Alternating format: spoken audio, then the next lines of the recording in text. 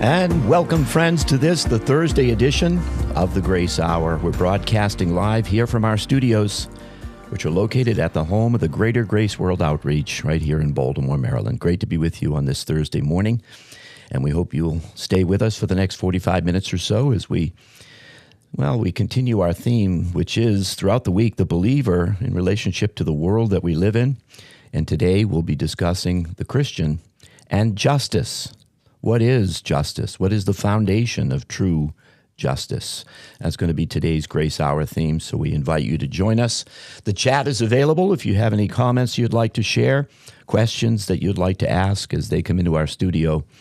We'll take a look at them and address them as they come into us. But thanks again for joining us for the broadcast today. And we hope that you will make your contribution as well by sharing your thoughts with us throughout the broadcast today. My name is Pastor John Love. Joining me in the studio today is Pastor Tom Schaller. We'll be your hosts for today's Grace Hour broadcast. And Pastor Schaller, this is a very, well, it's a great theme. It's something that we understand as being foundational in our lives. And there's a verse of Scripture from Deuteronomy 32, verse 4 that I'll read that just kind of establishes the nature of true justice. And it reads as follows: "The rock," referring to God, "his work is perfect. All his ways are justice. A God of faithfulness and without iniquity, just and right is he." That kind of sums up the essence of who God is. Because when we're talking about justice, aren't we really talking about the righteous character and nature of who God is, the holiness of God, the fact that he embodies all truth and all justice as we understand it? Yeah, for the discussion to establish some definitions and guidelines, you're right, like starting with God. That's the first and most important and primary issue. God, the nature of God. I mean, we are made in his image. We have the moral law written in our hearts in Romans 2:14 and 15.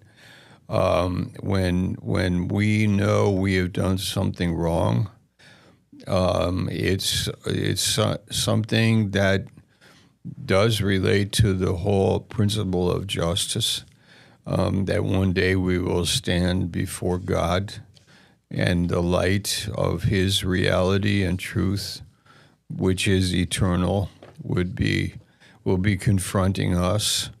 We read about judgment, but this is in an absolute sense. This is not relative to human conventions. This is the deeper reality, and that the unbeliever will stand before God and give an account for everything that he has done, every word that he's spoken, everything that he's done. In Revelation 20 and verse 15, the books will be opened. So let's start there. Like we're talking about absolute truth. We're talking about the Bible, because that's the reference for absolute truth, or it is absolute truth. But in studying it is where we get our bearings for what is justice. And we've got two phrases: one biblical justice, the other one social justice. Would you like to give a shot at defining those two terms, Pastor? Yeah, when it comes to biblical justice, that's pure, that's genuine, that's real. The problem with the social justice is that man is sinful. And man's understanding and definition of justice can be widely different than God's definition of justice. Mm-hmm. And that's where, as you pointed out, it becomes relative, but not absolute. But the absolute justice of God is something that has to prevail. But as you said, it so often doesn't. And we hear people say it all the time: there is no justice. I don't find justice. Mm-hmm. There can't be any justice in this society, in this world that we live in. But the day is coming when there will be absolute justice. Mm-hmm. And we have to, in the midst of injustice in our world, in our society, we have to wait and trust that God will bring that kind of justice forth. Yeah. Charles Ryrie wrote this book, What You Should Know About Social Responsibility.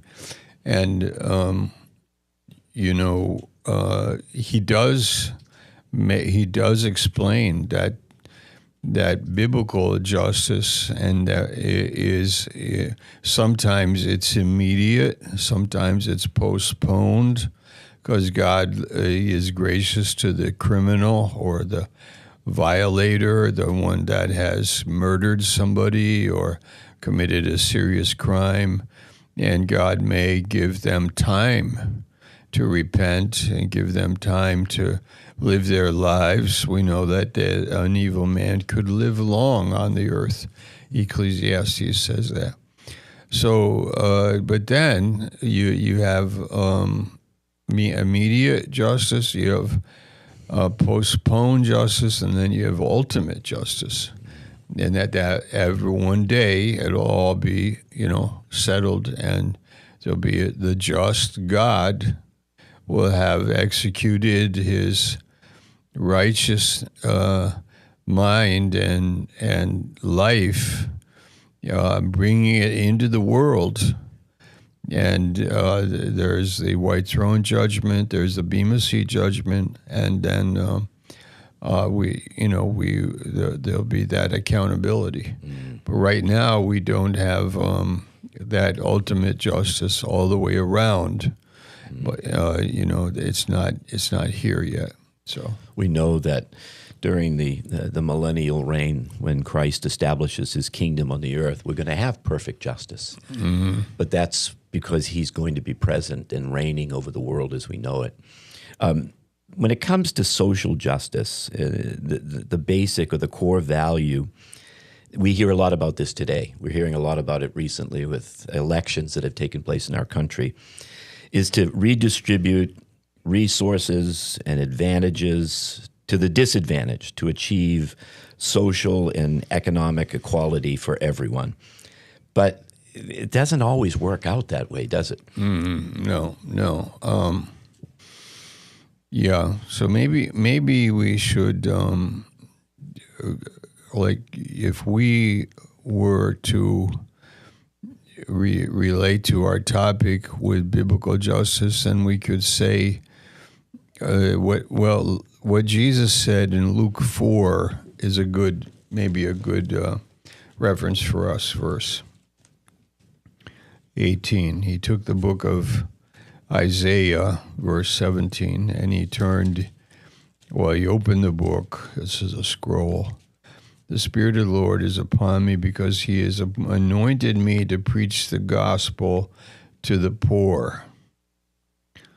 He has sent me to heal the brokenhearted, to preach deliverance to the captives, recovering of sight to the blind, and to set at liberty those that are bruised, to preach the acceptable year of the Lord. And then he closed the book. Now, going through that list, you could imagine that when he walks into a room and that Christ is a ministry, there is a social aspect. There is a spiritual aspect that has an impact on people socially. They're poor. Sometimes poor people are taken advantage of by the powers that be, but Christ came to preach the gospel to them. So does he care about the poor? Yes, but more not only poor materially, but more deeply, the poor that have been abused, or the poor that don't have the abilities, the poor that don't have the advantages of others. And he was anointed, and he came to preach the gospel to them. Yeah, so what is the gospel? Yeah, well, you go through that list, and you've got, as you said, the poor, the captives, the blind, the oppressed. It sounds like Jesus is setting up social services, right? But when you really understand what he was speaking about here, again, as you said, he's talking about the poverty stricken in their souls. Yeah. He's talking about the blind to spiritual reality. He's talking about the oppressed, maybe oppressed by the God of this world, the devil himself. And then when he talks about, liberty, he's talking about the freedom that you experience when you embrace the gospel, trust Christ. So we're talking, these are spiritual realities here. Yes. He didn't come to, bring in a whole new set of social justice standards, did he? No. And the reason why it's important to define these terms, because the communist ideology was to really a group of people would rise to power by dividing the society between the rich and the poor. And in our country, they use it with race. They want to divide the country with the blacks and the whites and the Asians and Latinos and so on. But and I know that we're in a country where actually there's like equal opportunity, largely, not perfectly, but largely, and that we don't have this root of bitterness in us, this, distributing wealth and taking away from the white people the privileges that they have and give it to others. So this social justice message that we've heard in the last 20 years or so, it really does parallel the communist ideology based on economics, except this is the same idea except based on race. Yeah. And it does, as you said, it kind of pits these groups, the one against the other. And you have the oppressed, and then they are battling against the oppressors, or you might say it a different way, the poor are battling against the rich. And how dare they become wealthy? How dare they become successful when we don't have as much as they have over here? And it just, it just creates some problems. It creates a whole new set of problems. Yes.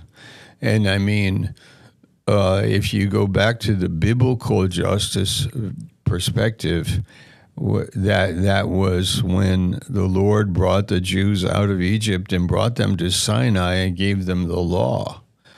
And he told them how they were to be. And he said it in the Ten Commandments and then all of the laws of Moses. So this is the real backbone of our society, is to really care for people, to love people. This is the point of the law, and to love God. Like what about that?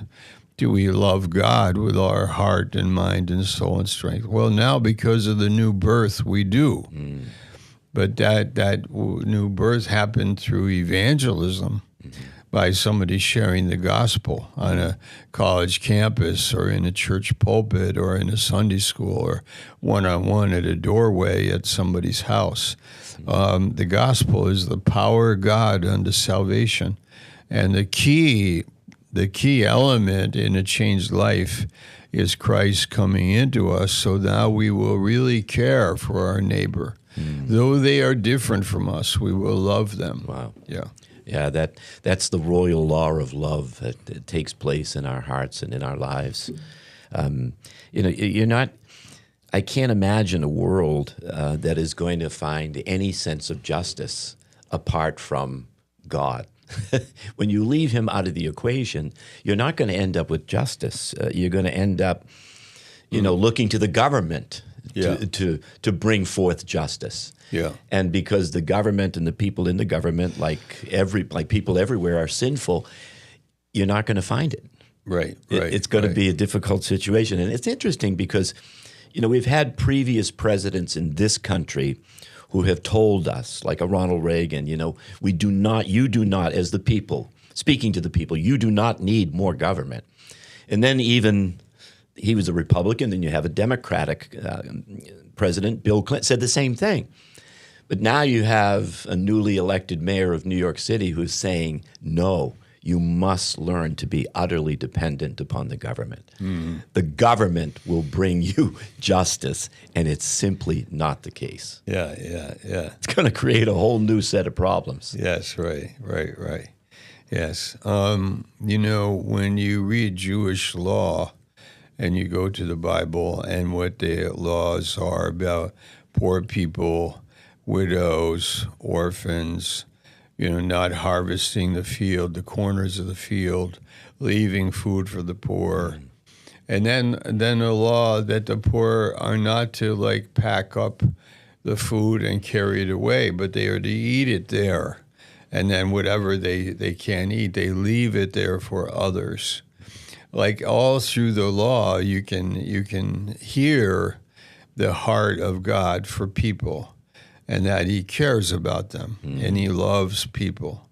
So when we talk about social justice, it's kind of a diversion. I mean, it has a potential to lead us off of the primary thing, which is that we would have God, we would look for the honor that comes from God, we would walk by faith in God, and we would obey God. We would trust God, and that God would sooner or later, in one way or another, He would be honoring us. So the Micah 6:8 said, do you remember the verse? Yeah, it says to do justly, to love mercy, and to walk humbly with your God. That's what He requires of us. Yeah. And I love the fact that, justice He brings out first, but then mercy. And this is the beautiful part of God's justice. It exists. It's there. God will be just. If evil is there, God's justice will punish it. But there's never a justice with God without mercy, is there? I mean, you could go back to the Garden of Eden, and God, there was the consequences for their choices and for their sin. And there was judgment, but there was also mercy. Yeah. God covered them. Blood was shed. They were not going to leave that garden without a provision from God. Yeah. And that's amazing, because in the world, you can find a justice, and there's no mercy with it. You don't hear about grace. You don't hear about forgiveness. It's just pure justice. And sometimes they don't even, and they're not even satisfied when they achieve that justice. But God brings justice, God brings mercy, and we're encouraged to walk humbly with Him in life. Wow, that's great. That's great. In the Jewish law, there are things. Justice, I'll read from Ryrie. Justice has several aspects. There is an ultimate justice that God Himself will bring about. I like that. Like ultimate justice. Yeah. Why? Because He's a just God. Well, He lets some things slide by the board, ignored and so on. In this lifetime, He's very patient. But everything will be brought before God. Yeah? Yeah. Ultimate justice. There is a present justice that sometimes can be accomplished and sometimes not. So maybe you've been wronged by your neighbor, you go to a court, and there's a settlement, and you feel that there was present justice. Something was sorted out, a car accident, a robbery, some wrong thing that happened. Well, how do you determine what is wrong? Because the human heart can say, that's not wrong. They excuse it. They excuse it or justify it, rationalize it, vindicate their position, and so on. Well, God, we're very good because at deceiving our own hearts, because our hearts are deceitful and we can't even know them. Jeremiah 17:9. So, but the Lord is able to say, no, I know what's really behind your excuse. I know what you're really talking about. And when God goes there and he really knows and understands us, then, we feel that I have a great responsibility. Then there is postponed justice that is often involuntary, sometimes used by God for higher purposes. The believer may not always be certain when he should fight for immediate justice or when he must grieve over justice that must be postponed and wait patiently for God's ultimate justice. Consider these situations. A Christian worker is not being treated fairly by his employer. He seeks redress through this union. The Christian citizen is being defrauded by his government. He seeks redress in the courts, or a Christian's neighbor is violating something in the city code. The Christian registers a complaint with the proper city officials. All of these actions are legitimate avenues of protest. All the actions are just, but they might be wrong actions. By insisting on immediate justice, the worker, the citizen, or the homeowner may alienate those against whom he has the just grievance and lose opportunities for witness. Contrariwise, not to insist on legitimate rights may also alienate those people and make them scoff at any witness. In other words, I might be correct, but I might want the relationship with the person to be good so I could lead them to Christ. Like I could go to court, but it might be that I would like to invest in the person or forgive them or, spend some time and care about them because of love. Yeah. So you have love instead of justice in that sense. My neighbor, their tree fell on my car. Okay, I need to, that's a big deal, so I need to deal with that. But can I do it with the spirit of evangelism? Can I do it with the idea that I have a neighbor that may need the gospel? Could I do that with the idea so what is that just? Is that fair? It'd be like, in one sense, no, but on the other hand, maybe that's my calling and my purpose. Yeah. And maybe my walk with God is leading me to eat crow, suffer the loss in order to have a ministry to my neighbor. Yeah, well, now we're talking about losing our lives. But couldn't we say that the justice of God's justice was demonstrated at Calvary? Because our sin, the sin of mankind, had to be punished. And God's justice was carried out at Calvary because it was punished in the person of Christ.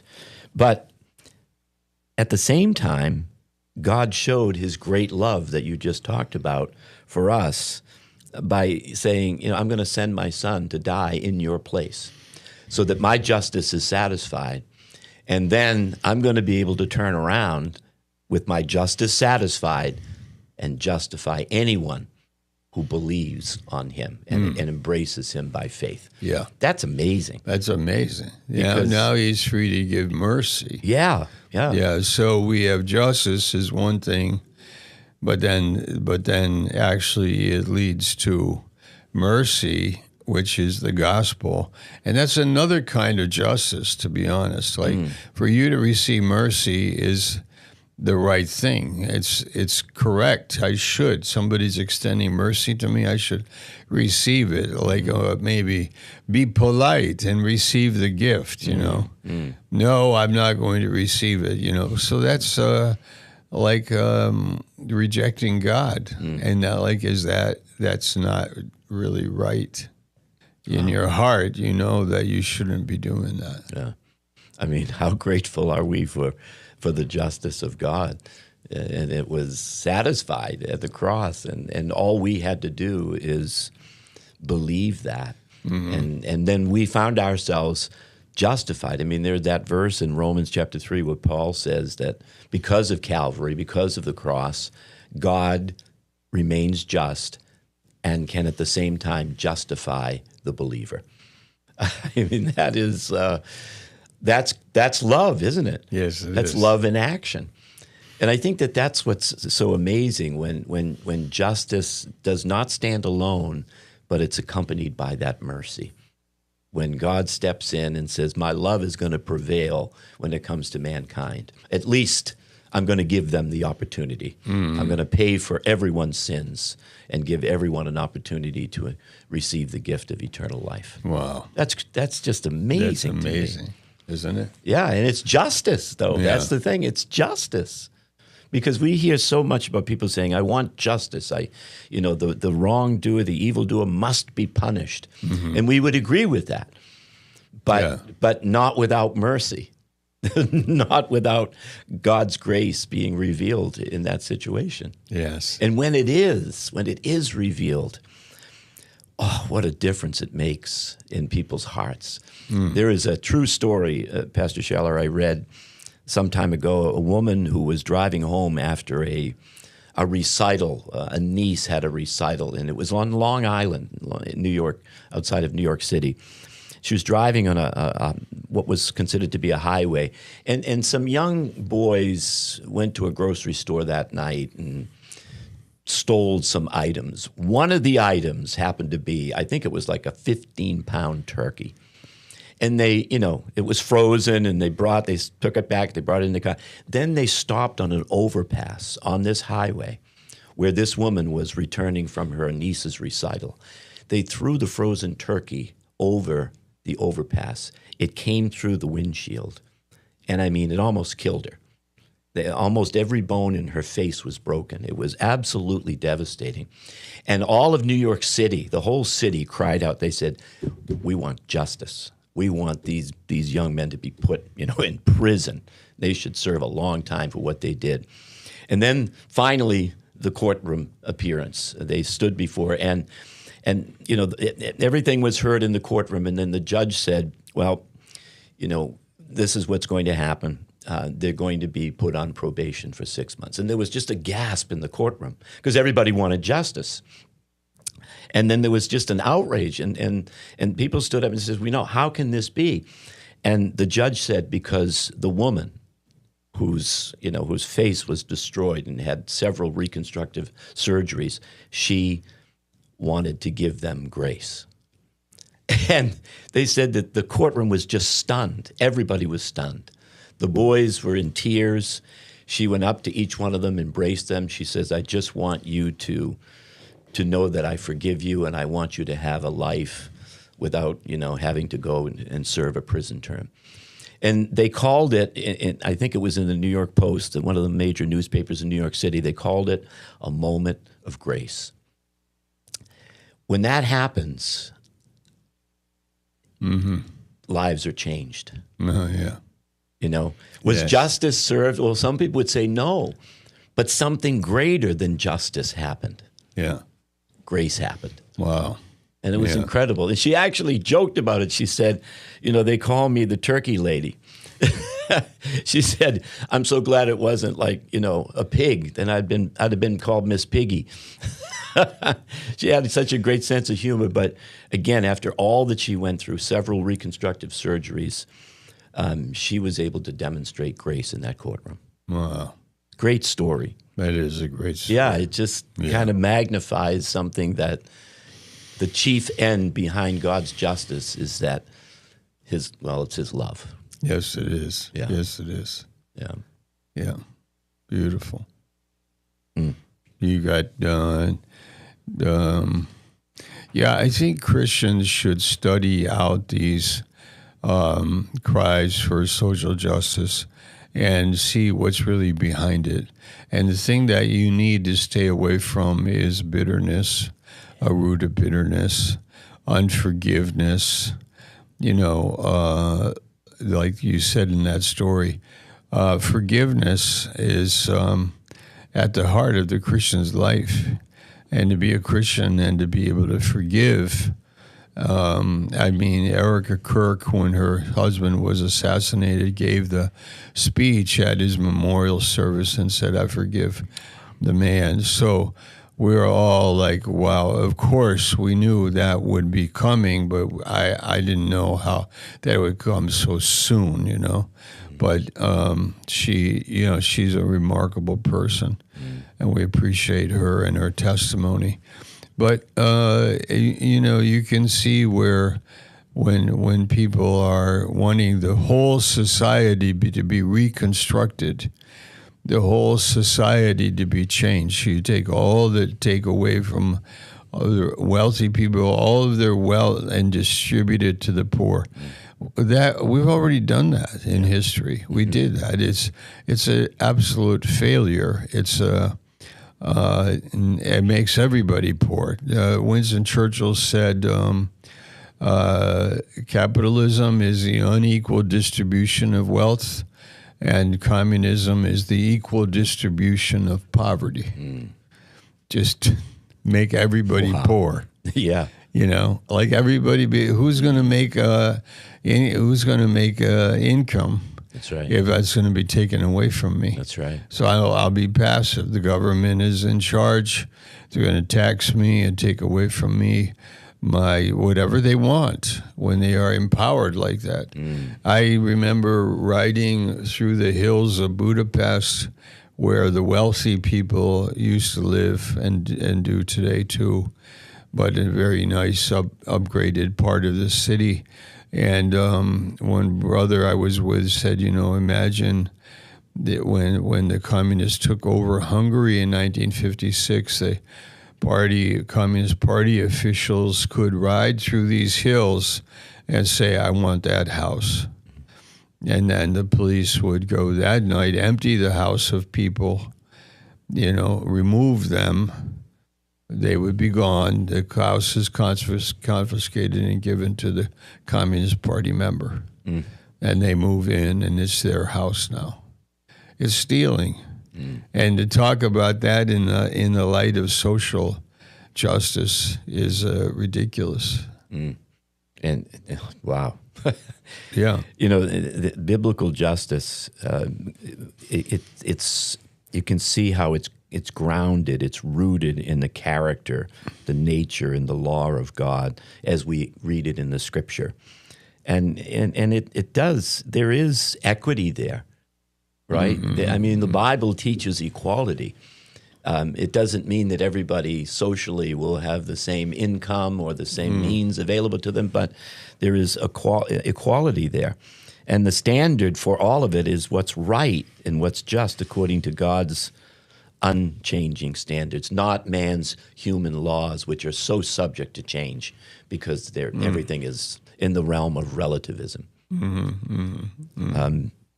Wow. I mean, when you read the Bible, you read about so many individuals that were used by God to deliver the oppressed and to minister to the foreigner and the outcast and the poverty-stricken. I mean, that's biblical justice. Yeah, and I mean, our laws, jurisprudence, the court system is based on morality, and it has survived as an institution.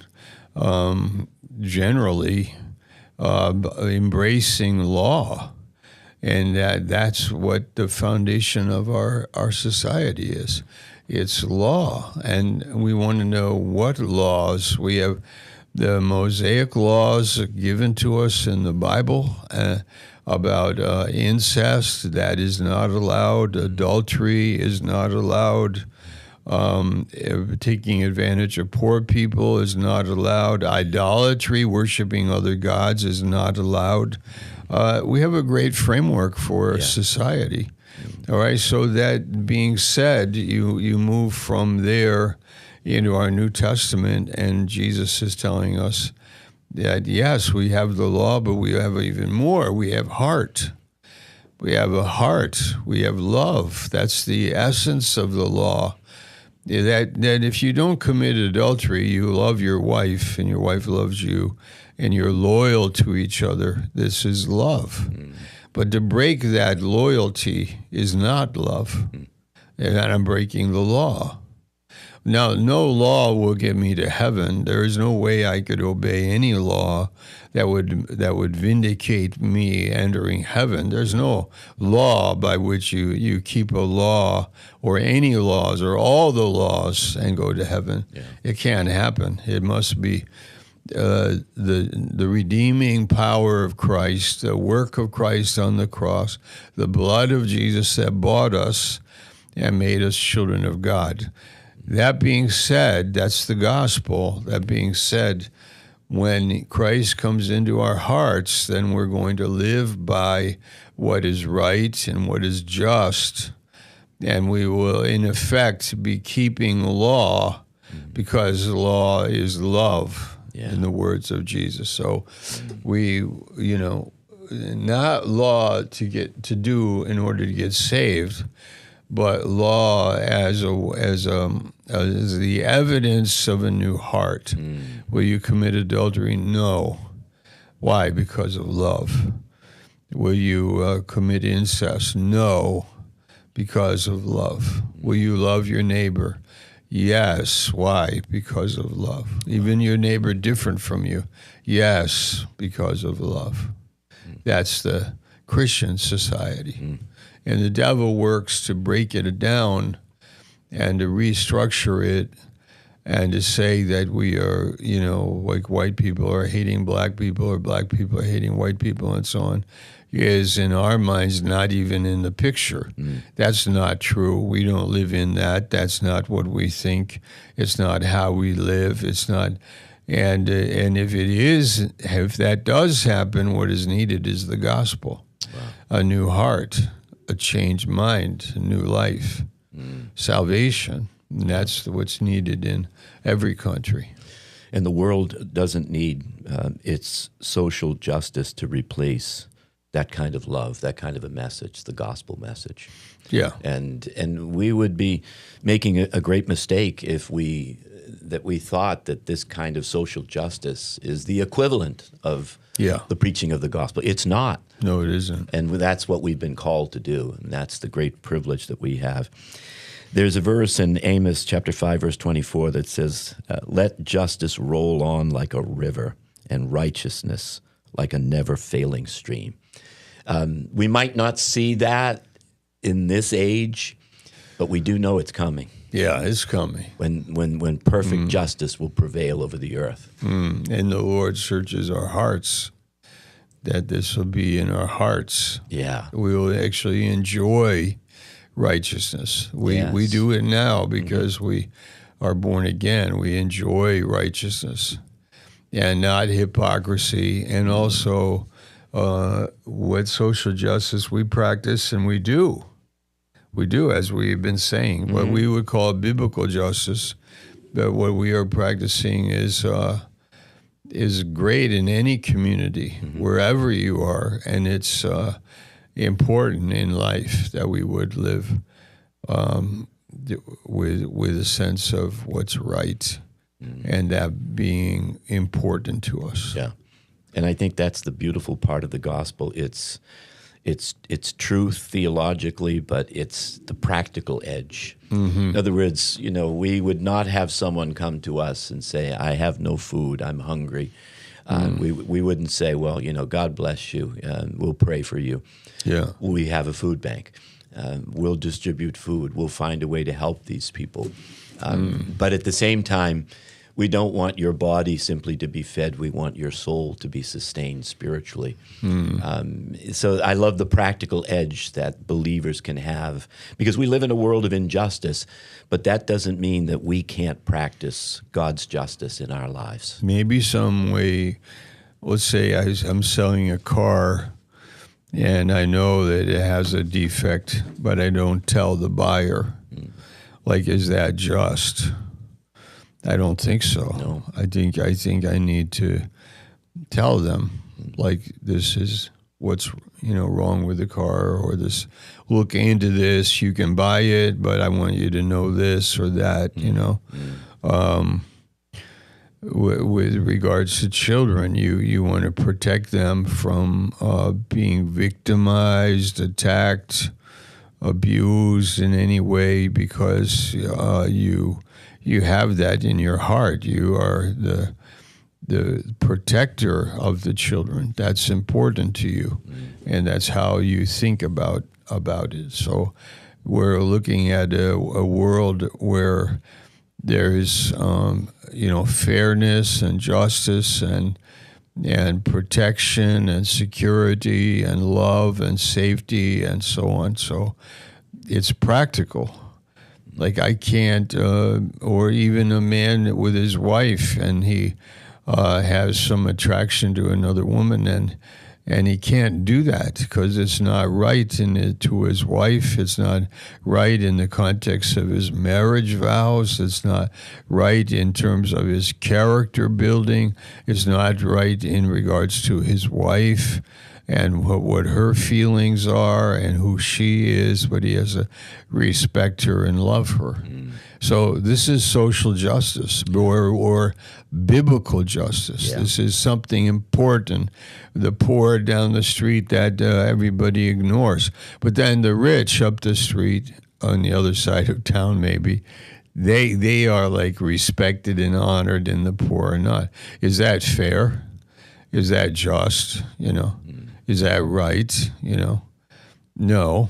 But I mean, the poor have to be honored the same as we cannot be a respecter of persons. Yes. Whether it's your economical status or your race or the people you hang out with or which part of town you live in, we are looking at a just world, a world where the mind of God is important to us.